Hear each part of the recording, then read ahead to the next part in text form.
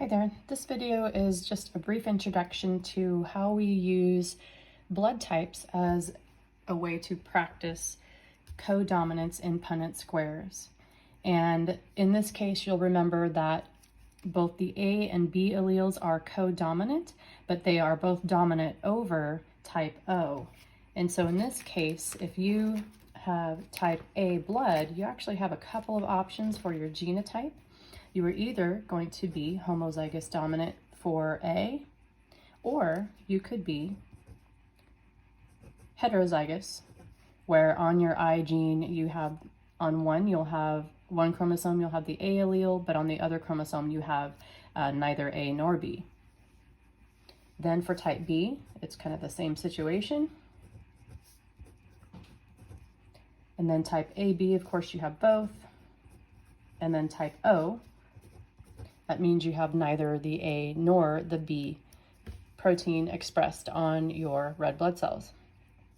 So here we've got an example where a woman with type O blood marries a man with type AB blood, and then we'll use the Punnett square to figure out what kinds of children they could potentially have. So the woman, if she's type O, she has to have two recessive alleles. Now the man is type AB, so there's only one genotype he could have, which is AB. And so if we put together this Punnett square, then you remember you separate the genotype into two separate gametes, and the woman can only make eggs with the O allele in it. The man, however, half of his sperm would contain the A allele and the other half would contain the B allele.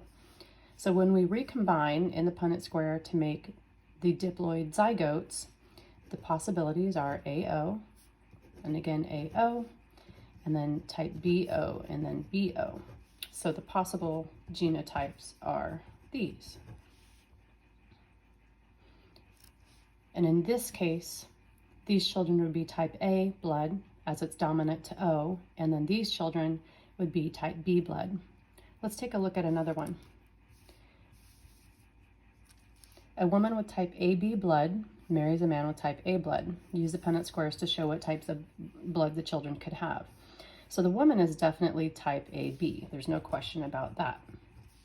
The man, however, if he's type A, there are two possible genotypes that he could have. He could be homozygous, or he could be heterozygous. And so we want to use these Punnett squares to determine what their children could possibly have for their genotype. So we can put the woman on the left side here.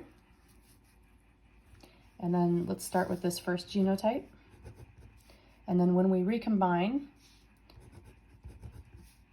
into their possible offspring, we come up with two options with this cross. They're either going to be type A or type AB.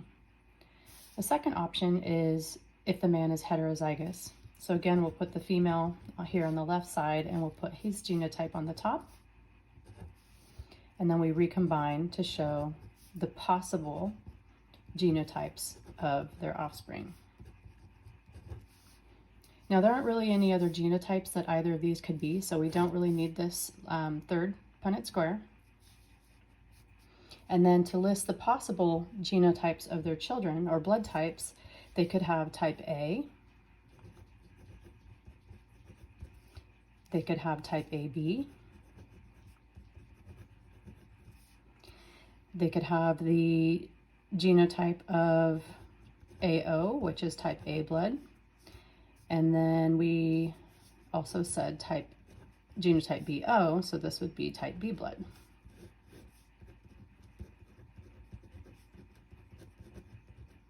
And then this would be the genotype. So hopefully that's enough to get you started on this worksheet.